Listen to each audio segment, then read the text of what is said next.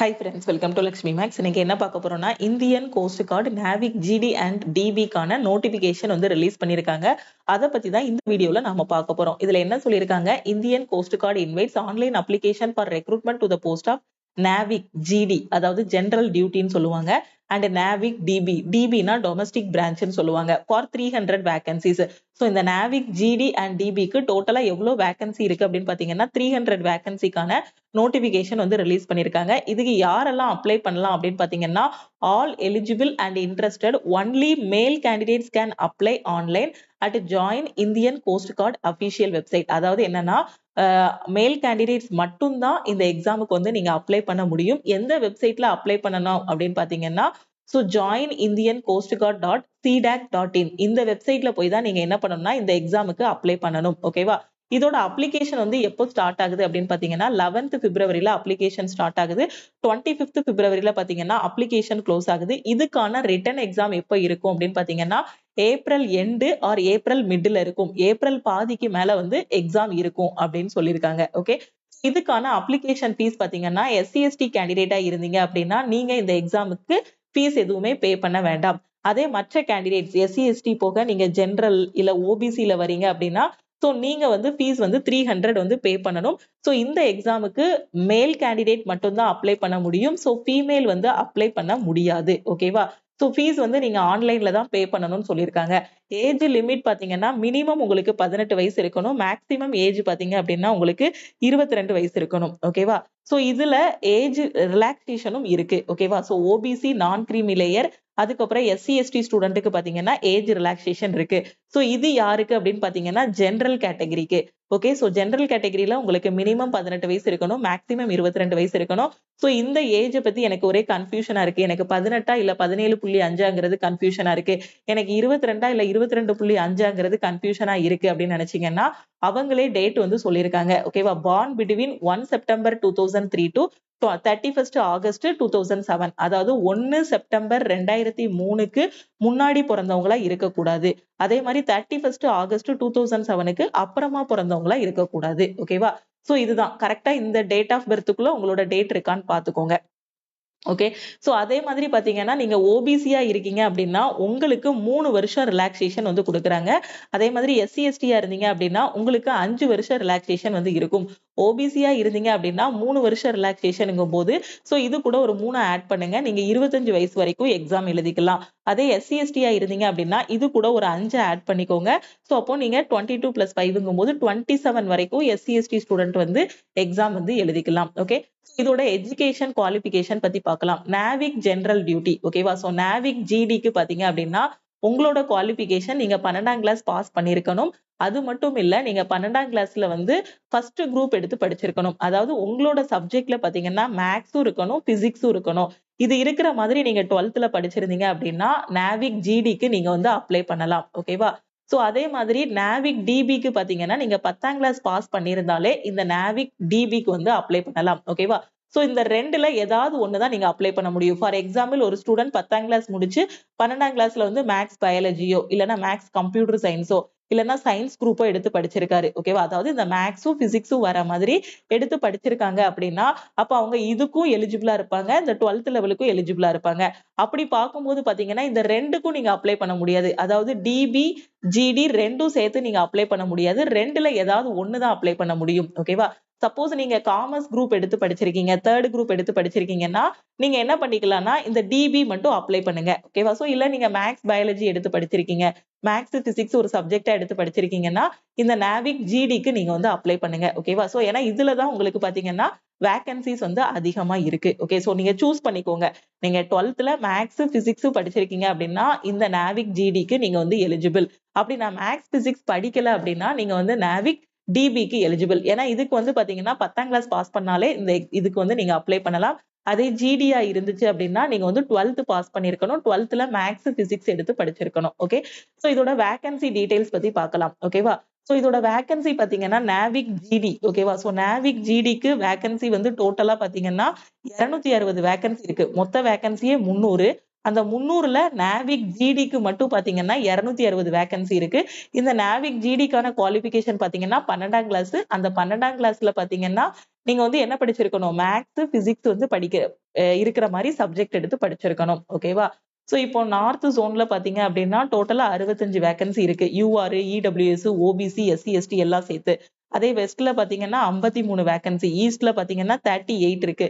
சவுத்ல பாத்தீங்க அப்படின்னா 54 வேகன்சி வந்து உங்களுக்கு இருக்கு. ஓகே, யூஆருக்கு 21 வேகன்சி, இடபிள்யூஎஸ்க்கு 5 வேகன்சி, ஓபிசிக்கு 14, எஸ்டிக்கு 6, எஸ்சிக்கு பாத்தீங்கன்னா 8 வேகன்சி வந்து இருக்கு. சோ டோட்டலா சவுத்ல பாத்தீங்கன்னா 54 வேகன்சி வந்து இருக்கு. ஓகே, அடுத்து சென்ட்ரல்ல பாத்தீங்கன்னா 50 வேகன்சி இருக்கு. ஓகே, சோ நம்ம சவுத்ல பாத்தீங்க அப்படின்னா டோட்டலா 54 வேகன்சி.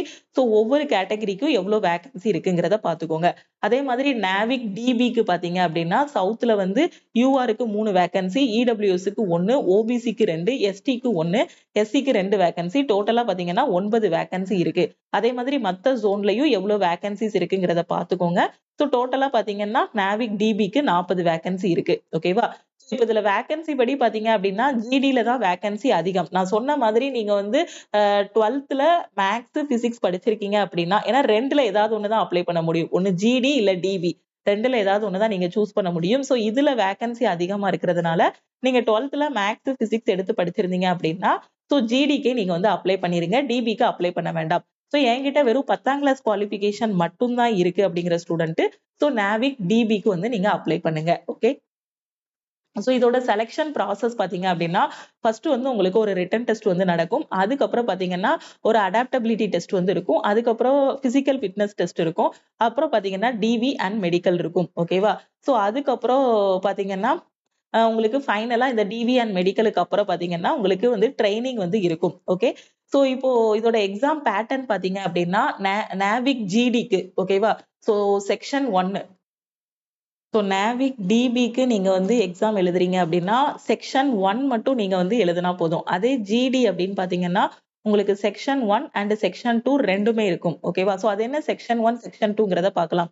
ரெண்டு பேருக்குமே பாத்தீங்கன்னா சிலபஸ் வந்து சேம் தான். ஓகேவா? ஸோ நாவிக் டிபிக்கு பாத்தீங்கன்னா செக்ஷன் 1 மட்டும் தான் உங்களுக்கு எக்ஸாம்ல கேட்பாங்க. அதே ஜிடினா பாத்தீங்கன்னா செக்ஷன் 2 இருக்கும். ஓகேவா?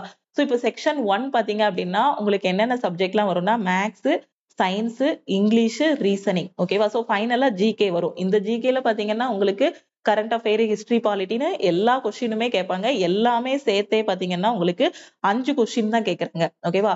அதே இதுல ஹை வெயிட்டேஜ் எதுக்கு அப்படின்னு பாத்தீங்கன்னா மேக்ஸ். மேக்ஸ்ல பாத்தீங்கன்னா 20 கொஸ்டின் கேக்குறாங்க. அதுக்கப்புறம் இங்கிலீஷ், அதுக்கப்புறம் reasoning and science. Okay, so இதுல பாத்தீங்கன்னா ரீசனிங் வந்து ரொம்ப ஈஸியா இருக்கும். ரீசனிங் வந்து ஈஸியா இது பண்ணிரலாம். அது போக மேக்ஸும் ஈஸியான சப்ஜெக்ட் தான். சோ இங்கிலீஷும் பாத்தீங்கன்னா ஜஸ்ட் நாம ஸ்கூல் டேஸ்ல படிச்ச அந்த கிராமர் ரூல்ஸ் அத வச்சுதான் கேட்பாங்க. ஒக்காபுலரி அத வச்சுதான் கொஸ்டின்ஸ் எல்லாமே இருக்கும். சிலபஸ் என்னங்கிறத நாம அடுத்து பார்க்கலாம். அதுக்கப்புறம் சயின்ஸ்ல இருக்கக்கூடிய கொஸ்டின். சயின்ஸ்ன்னு பாத்தீங்கன்னா இதுல மெஜாரிட்டியான கொஸ்டின் வந்து பிசிக்ஸ்ல இருந்து தான் கேட்பாங்க. ஓகே, சோ அப்போ ஈஸியா இது பண்ணிரலாம். இந்த ஜிகே டாபிக்க நீங்க எடுக்கவே வேண்டாம். ஏன்னா எல்லா எக்ஸாம்லயும் ஒரு பெரிய கடல் அப்படிங்கிறது ஜிகே தான். History, polity, geography, economy, current affair எல்லாமே வரும். சோ அப்போ இத ஸ்கிப் பண்ணிட்டீங்கனாலே, ஏன்னா இதுல வந்து சிலபஸ் அதிகம். இத விட்டுட்டு நீங்க பார்த்தாலே என்ன பண்ணிரலாம்னா ஈஸியா பாஸ் பண்ணிரலாம். ஏன்னா இதோட வெயிட்டேஜ் வந்து வெறும் 5 மார்க் தான். டோட்டலா இதுல பாத்தீங்கன்னா 30, 45. சோ 45 இது ஒரு 10, 55 மார்க். ஓகேவா? சோ இதுல ஈஸியா எடுத்துறலாம். இந்த 4 சப்ஜெக்ட்டுமே உங்களுக்கு ஈஸி தான். ஓகேவா? சோ இது ஒருவேளை நீங்க லாஸ்ட்டா கூட வச்சு படிச்சுக்கலாம். இதுக்கு வந்து முக்கியமான கரண்ட் அஃபேர் மட்டுமே நீங்க படிச்சுட்டு போங்க. மத்தபடி ஹிஸ்டரி, பாலிட்டி, ஜியோகிராபி எதுவுமே நீங்க எடுக்க வேண்டாம். ஓகே, சோ இந்த செக்ஷன் ஈஸியா நீங்க என்ன பண்ணிரலாம்னா ஈஸியா ஸ்கோர் பண்ணிரலாம். ஓகே, இப்போ செக்ஷன் 2 இது வந்து யாருக்கு அப்படின்னு பாத்தீங்கன்னா டிபி. நீங்க டிபிக்கு மட்டும் தான் எலிஜிபிள் அப்படின்னா நீங்க செக்ஷன் 1 மட்டும் தான் உங்களுக்கு எக்ஸாம் இருக்கும். சோ 45 மினிட்ஸ் வந்து எக்ஸாம் இருக்கும். அதே நீங்க ஜிடிக்கு அப்ளை பண்றீங்க அப்படின்னா செக்ஷன் 1 இருக்கும், செக்ஷன் 2 இருக்கும். செக்ஷன் 2ல பாத்தீங்கன்னா மேக்ஸ், பிசிக்ஸ். ஓகேவா? சோ மேக்ஸ்ல 25 கொஸ்டின், பிசிக்ஸ்ல 25 கொஸ்டின் கேட்பாங்க. சோ டோட்டலா உங்களுக்கு டைம் பாத்தீங்கன்னா 30 மினிட்ஸ் இருக்கும். இப்போ நீங்க ஜிடிக்குள்ள போறீங்க அப்படின்னா நீங்க செக்ஷன் 1 வந்து 45 மினிட்ஸ்ல கம்ப்ளீட் பண்ணிட்டு அதுக்கப்புறம் செக்ஷன் 2 இருக்கும். அதே டிபிக்குள்ள போறீங்கன்னா உங்களுக்கு செக்ஷன் 1 மட்டும் தான் இருக்கும். ஓகேவா? இத எப்படி படிக்கணுங்கிறது எல்லாத்தையுமே அடுத்து நாம பார்க்கலாம். இதுக்கு அப்புறமா பாத்தீங்கன்னா நீங்க ரிட்டன்ல பாஸ் பண்ணதுக்கு அப்புறம் உங்களுக்கு physical fitness test, adaptability test எல்லாமே இருக்கும். சோ இந்த பிசிக்கல் ஃபிட்னஸ் டெஸ்ட்ல பாத்தீங்க அப்படின்னா 1.6 கிலோமீட்டரை வந்து நீங்க 7 மினிட்ஸ்ல வந்து கடக்கணும். ஓகேவா? சோ அதுக்கப்புறம் 20 ஸ்குவாட் அப்ஸ் இருக்கும். அதுக்கப்புறம் 10 புஷ் அப் இருக்கும். ஓகேவா? சோ அதுக்கப்புறம் பாத்தீங்கன்னா உங்களோட ஹைட் வந்து பாத்தீங்கன்னா 157 சென்டிமீட்டர் வந்து இருக்கணும். ஓகே, சோ செஸ்ட் வந்து it should be well proportion. Minimum expansion பாத்தீங்க அப்படின்னா 5 சென்டிமீட்டர். ஓகேவா? ஸோ அதுக்கப்புறம் அந்த ஹைட்டுக்கு ஏற்ற வெயிட் பார்த்தீங்கன்னா proportionate to height and age +or-10% acceptable. So weight சொல்லியிருக்காங்க. அதுக்கப்புறம் ஹியரிங் வந்து பார்த்தீங்கன்னா நார்மலா உங்களுக்கு அந்த கேட்கும் திறன் இருக்கணும். ஓகே, ஸோ இது எல்லாமே பிசிக்கல் ஃபிட்னஸ் டெஸ்ட்ல வந்துரும். ஓகே, இப்போ சிலபஸ் இப்போ நம்ம மேல பார்த்தோம் இல்லையா, மேக்ஸ், இங்கிலீஷ், ரீசனிங், சயின்ஸ், இதுக்கான சிலபஸ் எல்லாம் பாருங்க. ஸோ இதுக்கான சிலபஸ் செக்ஷன் 1க்கான சிலபஸ் பாத்தீங்க அப்படின்னா சயின்ஸ்ல பிசிக்ஸ்ல இருந்து அதிகமான question, nature of matter, universe, அதுக்கப்புறம் electricity and its application, force, gravitation, Newton's law of motion. So இந்த எக்ஸாம் பாத்தீங்கன்னா இங்கிலீஷ்ல மட்டும்தான் நீங்க எழுத முடியும். ஓகேவா, ஸோ தமிழ்ல எழுத முடியாது.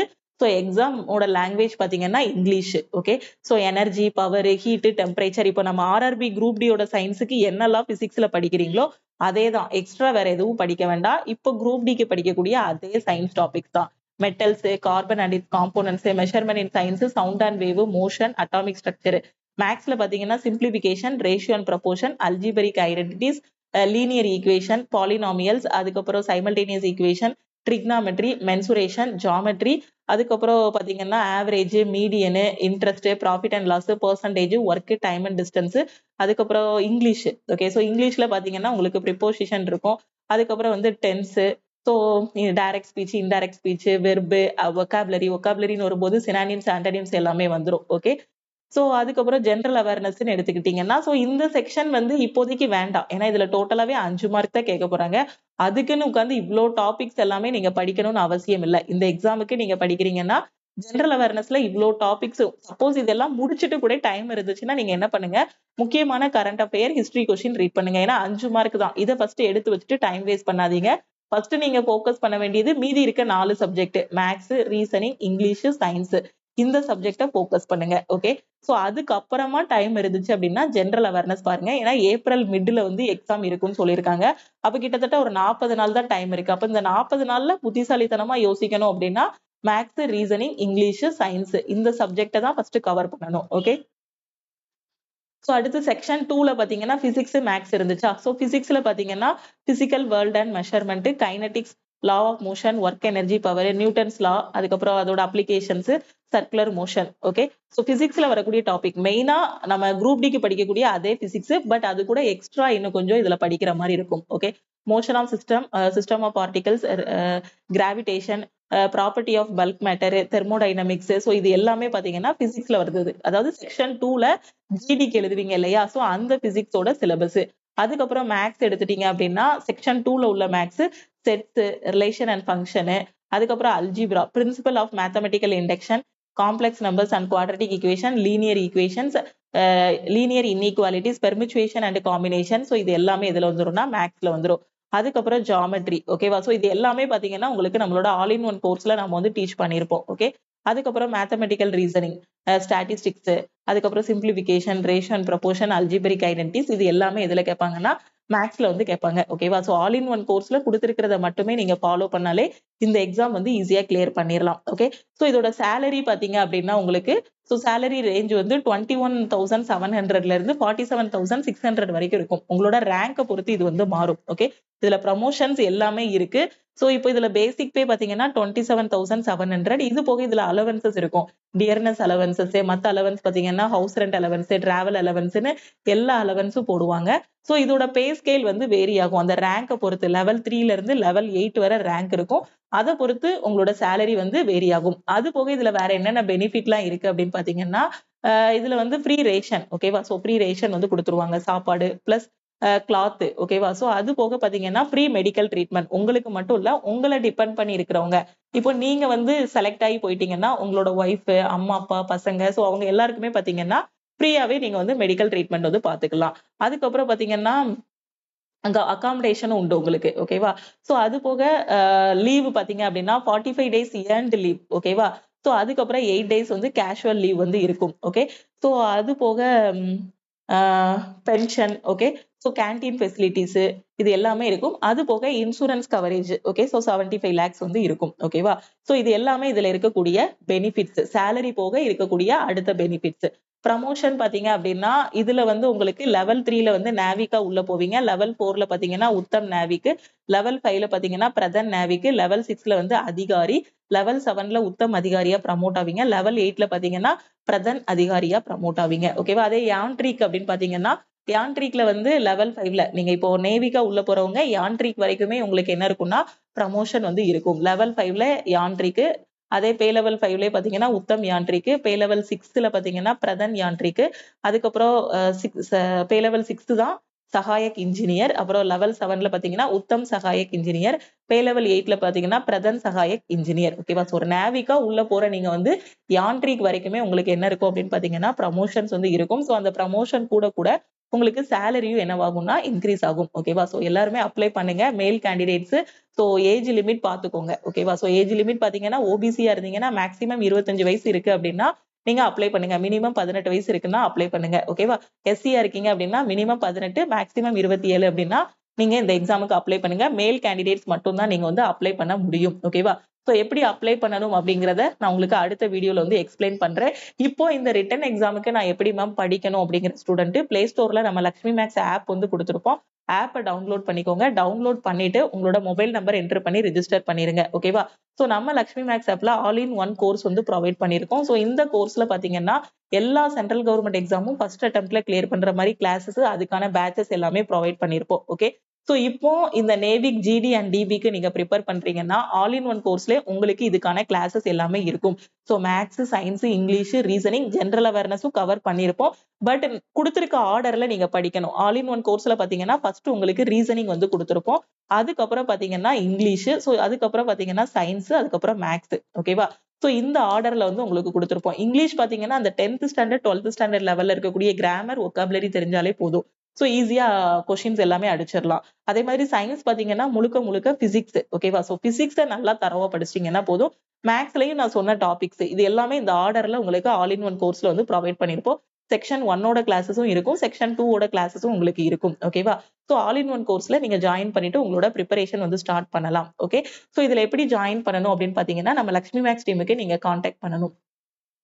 சோ இதுதான் நம்ம டீமோட வாட்ஸ்அப் நம்பர். இந்த நம்பரை உங்க போன்ல லக்ஷ்மி மேக்ஸ்ன்னு சேவ் பண்ணிக்கோங்க. சேவ் பண்ணிட்டு இந்த நம்பருக்கு I want to join all in one கோர்ஸ்ன்னு மெசேஜ் அனுப்புனீங்கன்னா டீம்ல இருந்து கான்டாக்ட் பண்ணிட்டு ஜிபே நம்பர் இல்ல அக்கௌண்ட் நம்பர் கொடுப்பாங்க. அதுக்கு நீங்க 1999 பே பண்ணிட்டு பேமெண்டோட ஸ்கிரீன்ஷாட் சென்ட் பண்ணீங்கன்னா டீம் வந்து பேக் எண்ட்ல இருந்து அக்சஸ் கொடுத்துருவாங்க. சோ 1999 பாத்தீங்கன்னா உங்களுக்கு வேலிடிட்டி வந்து லைஃப் டைம் வேலிடிட்டி இருக்கும். எதனால இந்த கோர்ஸுக்கு லைஃப் டைம் வேலிடிட்டி கொடுக்குறோம்னா இதுல இந்த ஒரு எக்ஸாம் மட்டும் இல்ல எல்லா சென்ட்ரல் கவர்மெண்ட் எக்ஸாமும் கிளியர் பண்ற மாதிரி கிளாஸஸ் எல்லாமே ப்ரொவைட் பண்ணிருப்போம். ரயில்வேக்கு கீழே வரக்கூடிய ஏஎல்பி, என்டிபிசி, குரூப் டி எல்லா எக்ஸாமும் இதையே ஃபாலோ பண்ணிக்கலாம். எஸ்எஸ்சிக்கு கீழே வரக்கூடிய exams, bank P1 clerk, so இந்த மாதிரி எல்லா எக்ஸாமும் இதுலயே கவர் பண்றதுனாலதான் இதோட வேலிடிட்டி வந்து லைஃப் டைம் வேலிடிட்டி கொடுத்துருக்கோம்.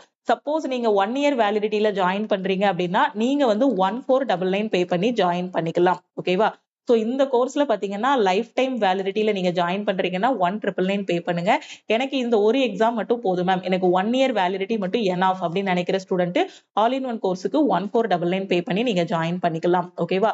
சோ நீங்க பேமெண்ட் பண்ணதுக்கு அப்புறம் பேமெண்டோட ஸ்கிரீன்ஷாட்டை சென்ட் பண்ணிட்டீங்கன்னா டீம் வந்து உங்களுக்கு பேக் எண்ட்ல இருந்து அக்சஸ் கொடுத்துருவாங்க. ஓகே. சோ இதுல உங்களுக்கு எல்லா சப்ஜெக்ட்டுமே கவர் பண்ணிருப்போம். ஓகேவா? சோ இப்ப சொன்ன மேத்ஸ், ரீசனிங், இங்கிலீஷ், சயின்ஸ்னு எல்லா சப்ஜெக்ட்டுமே இதுல கவர் ஆகும். ஓகே. சோ கிளாஸஸ் எல்லாமே ரொம்ப நீட்டா கொடுத்திருப்போம். ஓகேவா? சோ இதே மாதிரி நீங்க அதுக்கு அடுத்து வரக்கூடிய ரயில்வே எக்ஸாம் ப்ரிப்பேர் பண்ணாலும் சரி. ஓகே. சோ இந்த எக்ஸாம் போக அதுக்கு அடுத்து இருக்கக்கூடிய ரயில்வே எக்ஸாம், எஸ்எஸ்சி எக்ஸாம்ஸ்னு எந்த எக்ஸாம் ப்ரிப்பேர் பண்ணாலும் சரி இதுலயே நீங்க வந்து ஃபாலோ பண்ணிக்கலாம். நீங்க எந்த எக்ஸாம் ப்ரிப்பேர் பண்றீங்களோ அதுக்கான ஃபோல்டர் வந்து உங்களுக்கு செப்பரேட்டா கிரியேட் பண்ணி கொடுத்துட்டு அதுலயே உங்களுக்கு கிளாஸஸும் ப்ரொவைட் பண்ணிட்டு எவ்ரி சாட்டர்டே பாத்தீங்கன்னா உங்களுக்கு டெஸ்ட்டும் அதுலயே கொடுத்துருவோம். ஓகேவா? சோ கிளாஸஸும் இதுல இருக்கும் பிளஸ் டெஸ்ட்டும் இதுல ப்ரொவைட் பண்ணிருவோம். ஓகேவா?